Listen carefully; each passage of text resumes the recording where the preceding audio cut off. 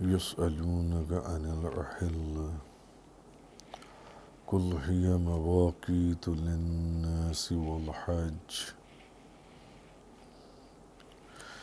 وليس البر بأن تأتوا البيوت من ظهورها ولكن البر من اتقوا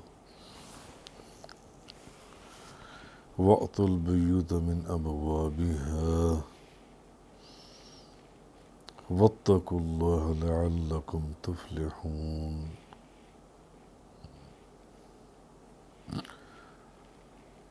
آج سورۃ البقرہ کی آیت نمبر 189 اس کی تفسیر کا بیان ہے۔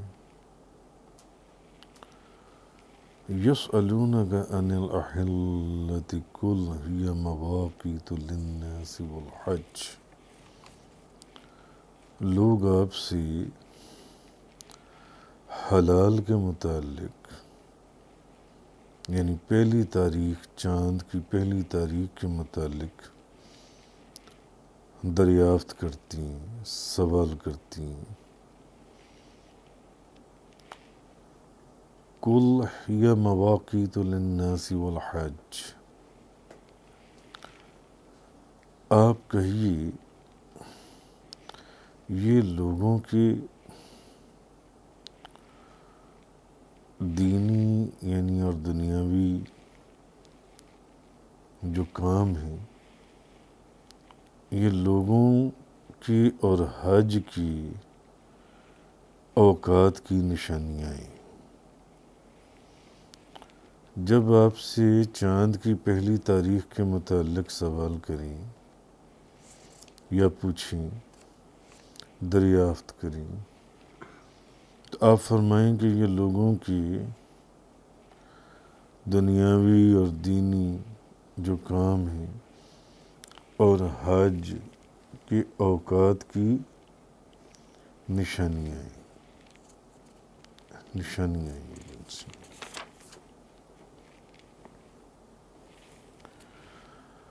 اچھا، پیچھے ہم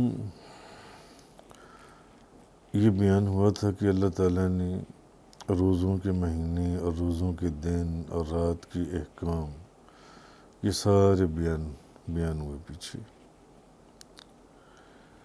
اسلام کے بہت سے جو احکامات ہیں وہ حلال کے طلوع پر موقوف ہیں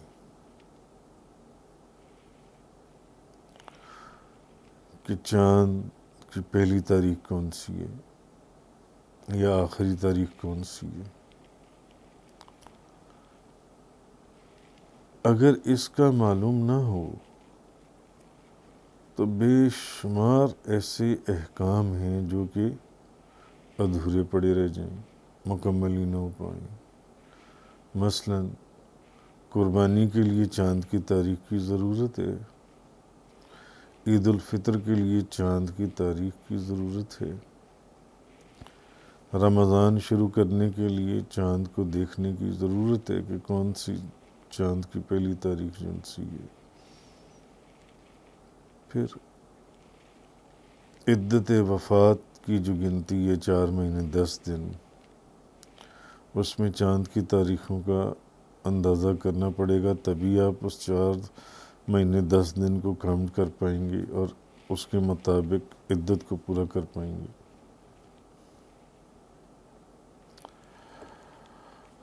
اور جس کے حیض کی مدت 3 ماہ ہو، پھر زکوٰۃ دینے کے لیے آپ کو 1 سال کا جو تعین کرنا پڑتا ہے کہ ایگزیکٹلی 1 سال کے اوپر آپ پر زکوٰۃ فرض ہو گئی۔ اگر وہ چاند کی قمری مہینوں کی پہلی تاریخ آخری تاریخ کا حساب نہیں ہوگا، کیسے آپ زکوٰۃ کا تعین کر پائیں گے کہ اب ہم پر زکوٰۃ آج فرض ہوئی ہے؟ پورا 1 سال گزرنے کے اوپر زکوٰۃ فرض ہو جاتی ہے۔ اور بے شمار چیزیں اس کے اندر چاند پر موقوف ہیں، چاند کے نکلنے کے اوپر۔ تو لوگ آپ سے چاند کے محبوب چاند کے گھٹنے بڑھنے کی کیفیت اور اس کی ماہیت کے متعلق سوال کرتے تھے، لوگ آپ سے سوال کرتے تھے. اس کو اللہ پاک نے فرمایا یسألونک عن الاہل، لوگ آپ سے چاند کی پہلی تاریخ کے جو چاند ہے اس کے متعلق دریافت کرتی ہیں، لوگ آپ سے پوچھتی ہیں.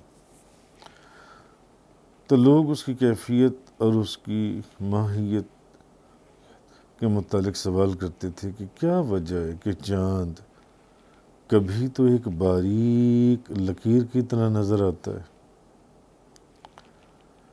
اور کبھی موٹی لکیر بن جاتا ہے، کبھی آدھا نظر آتا ہے اور کبھی پورا نظر آتا ہے. کیا وجہ ہے اس کی یا رسول اللہ؟ کہ کبھی چاند باریک سا نظر آتا ہے، کبھی ذرا موٹی لکیر ہو جاتی ہے، کبھی چاند آدھا نظر آتا ہے، کبھی چاند پورا مکمل نظر آتا ہے. تو اللہ تعالیٰ نے یہ جواب دیا کہ اس میں تمہارے دین اور دنیا کے کاموں اور خصوصاً حج کے اوقات کی نشانیاں ہیں اس کے اندر. اور اس جواب سے اس بات پر متنبہ کیا کہ چاند کے گھٹنے، چاند کے بڑھنے سے تمہارے دینی اور دنیاوی کاموں کی جو غرض ہے جو تمہیں بتائی گئی، تمہیں صرف اس سے سروکار رکھنا چاہیے، بس اس کی طرف توجہ رکھو. باقی رہا چاند کا کبھی آدھا نظر آنا، کبھی پورا نظر آنا، یہ مختلف علم ہیں. ان کا تعلق علم حیت، علم نجوم، علم الافلاک، ایسٹرالوجی، یہ وہ سارے علم ہیں. اور نبی کا منصب، نبی کا اور نبیوں کے تاجدار، ان کا منصب احکام شریعہ بیان کرنا ہے. ان چیزوں کی جو معاملات ہیں ان کا بیان کرنا یہ نبی علیہ السلام کا منصب نہیں ہے جن سے. اور دوسرا اس لیے بھی کہ اگر نبی کریم صلی اللہ علیہ وسلم ان علوم کے کھولنے کے پر آئیں جو وقت کی رفتار ان علوم کے اندر جو جدت پیدا کرے گی، جو ترقی پیدا کرے گی، اس میں تو ابھی بہت وقت ہے. تمہاری عقلوں سے ہی نکل جائیں گے، تم ان کو سمجھ ہی نہیں پاؤ گے. اس لیے فی الحال جو تمہارے دینی اور دنیاوی معاملات ہیں صرف ان کی حد تک اس کو سمجھنے کی کوشش کرو.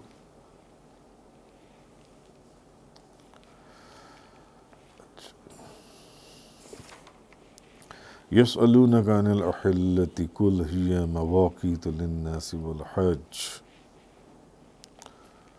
تو لوگ آپ سے پہلی چاند کی تاریخ کے متعلق دریافت کرتے ہیں.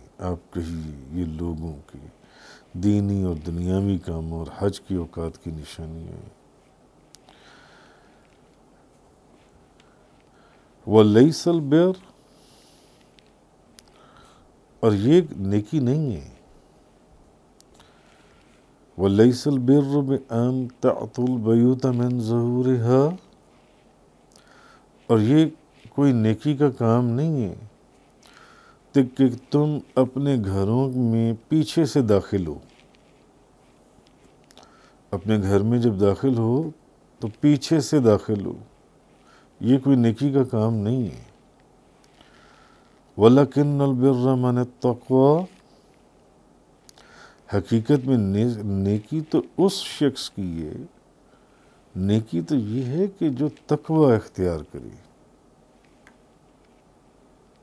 نیکی یہ ہے جو شخص تقوی کو اختیار کرے۔ یہ نیکی نہیں ہے کہ تم گھر کے جو فرنٹ پر دروازہ ہے وہاں سے داخل ہونے کے بجائے گھر کے پیچھے سے دیوار میں سوراخ کر کے اندر داخل ہو جاؤ، یا پیچھے سے چھلانگ لگا کر اندر داخل ہو جاؤ۔ یہ نیکی نہیں ہے۔ نیکی تو پرہیزگاری یا تقوی ہے، جو تقوی اختیار کرے۔ وَأْتُوا الْبُيُوتَ مِنْ أَبْوَابِهَا، اور گھروں میں ان کے دروازوں سے داخل ہو، جو گھر کا دروازہ ہے وہاں سے داخل ہو۔ وَاتَّقُوا اللَّهَ لَعَلَّكُمْ تُفْلِحُونَ، اور اللہ سے ڈرو تاکہ تم کامیابی حاصل کرو۔ اچھا، جس طرح چاند کے گھٹنے اور بڑھنے کی وجہ دریافت کرنا یہ کوئی نیکی نہیں تھی، اسی طرح ایک رسم پڑ گئی تھی وہاں پر کہ حج کے موقع پر، حج کے دنوں میں وہ لوگ گھروں میں جب داخل ہوتے تو پیچھے سے داخل ہوتے، بجائے اس کے کہ گھر کے دروازے سے داخل ہوتے، پیچھے سے دیوار میں سوراخ کر کے یا دیوار کو پھلان کر داخل ہوتے، اور سمجھتے تھے کہ یہ بہت نیکی کا کام ہے۔ ایک رسم پڑ گئی، غلط رسم و رواج پروان چڑھ جاتی ہیں معاشرے کے اندر۔ ایک رسم پڑ گئی کہ بس ایک بات پھیل گئی، جو پیچھے سے حج کے دنوں میں جو گھر کے پیچھے سے داخل ہو وہ بہت بڑی نیکی کا کام ہے، جو سامنے سے داخل ہو اس کو وہ پوچھتے یہ کیا کر رہے ہو، سامنے سے کیوں داخل ہوئے ہو؟ تو میں نہیں پتا حج کے دنوں میں نیکی یہ کہ گھر کے پیچھے سے داخل ہو۔ حضرت برا رضی اللہ تعالیٰ عنہ بیان کرتی ہیں کہ انصار جب حج کر کے لوٹتے تو گھروں میں دروازوں سے داخل نہیں ہوتے تھے۔ انصار جو ہیں جب وہ حج کر کے واپس آتے تو اپنے گھروں میں جو گھروں کے دروازے ہوتے وہاں سے داخل نہیں ہوتے تھے، بلکہ پیچھے سے داخل ہوتے تھے۔ ایک انصاری حج کے بعد گھر میں دروازے سے داخل ہوا تو لوگوں نے اس کی ملامت کی، تو تب یہ آیت نازل ہوئی کہ گھروں میں پیچھے سے داخل ہونا کوئی نیکی نہیں ہے۔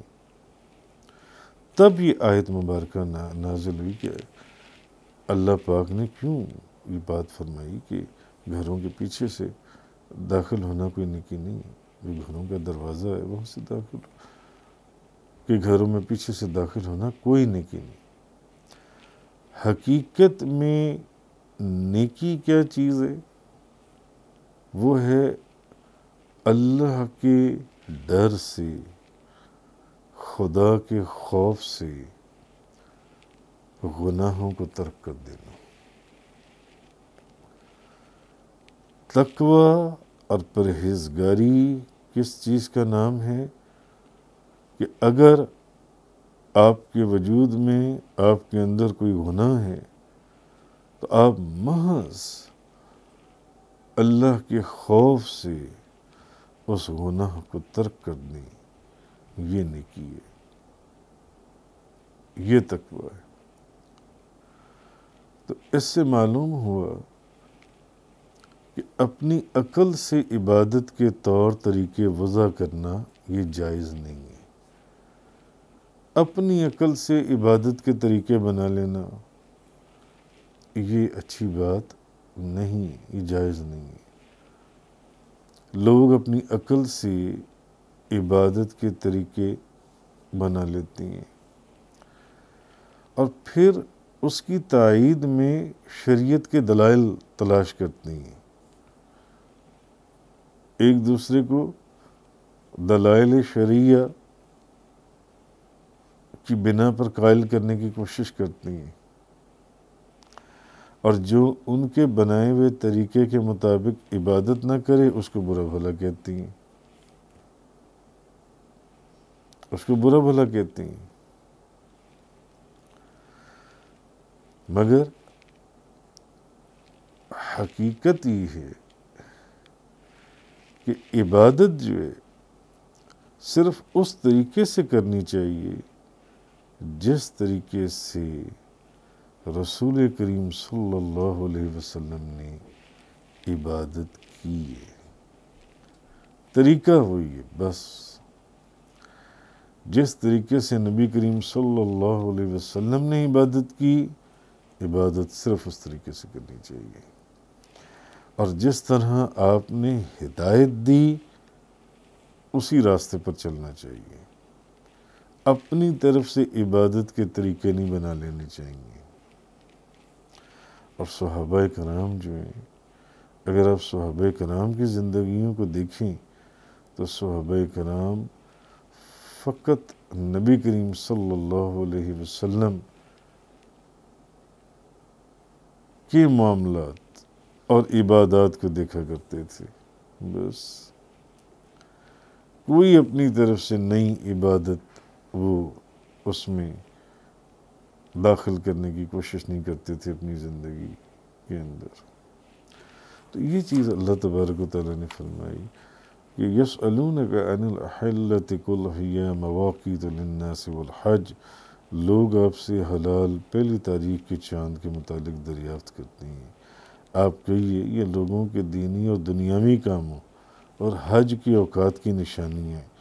وَلَيْسَ الْبِرُّ بِأَن تَأْتُوا الْبُيُوتَ مِنْ ظُهُورِهَا، اور یہ کوئی نیکی کا کام نہیں ہے کہ تم گھروں میں پیچھے سے داخل ہو، وَلَكِنَّ الْبِرَّ مَنِ اتَّقَىٰ، لیکن حقیقت میں نیکی اس شخص کی ہے جو تقوی اختیار کرے، وَأْتُوا الْبُيُوتَ مِنْ أَبْوَابِهَا، اور گھروں میں ان کے دروازوں سے داخل ہو، وَاتَّقُوا اللَّهَ لَعَلَّكُمْ تُفْلِحُونَ، اللہ سے ڈرو تاکہ تم کامیابی حاصل کرو۔ تفسیر قرآن کا یہ لیکچر انگلش میں سننے کے لیے براہ کرم ڈسکرپشن میں موجود لنک پر کلک کریں۔